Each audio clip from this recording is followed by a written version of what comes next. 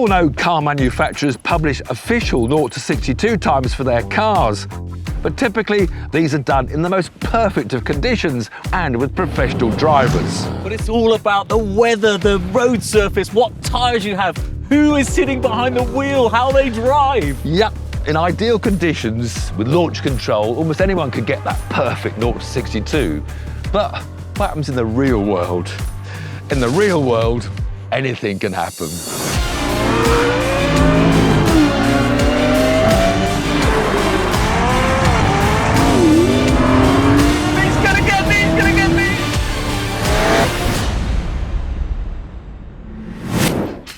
Today's race should be an absolute cracker. Two cars at the top of the quarter-mile drag race tree. First up, the petrol-powered McLaren 720S Spider. 720S equals 720 horsepower, all of which is sent to those rear wheels, meaning in perfect conditions it can hit the 0 to 62 sprint in just 2.9 seconds. It has a full carbon fibre monocoque, helping to keep weight down whilst also increasing the structural rigidity. Oh, and on this one, the roof comes off too. Pound for pound, the 720 has been the car to beat over a quarter of a mile. However, there's a new kid in town. Meet the all-new, all-electric Porsche Taycan Turbo S. It creates a staggering 761 horsepower, helping it to do the 0 to 62 sprint in just 2.8 seconds. On paper, 1/10 faster than the McLaren. This silent assassin has been creating a storm, but despite all that power, it's a bit of a heavyweight, topping the scales at 2.3 tonnes. So, will it be the all-wheel drive electric family saloon car from Munich, or the petrol-powered lightweight sports car from Woking? Now this has to be the battle of drag race kings or queens, whatever you want to call them. Petrol versus EV, electric.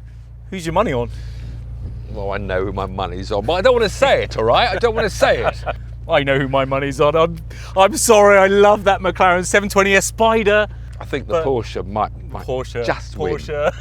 Just only by about 20 car lengths, I mean just. Time to hand over to Bradley, our starter from SCC.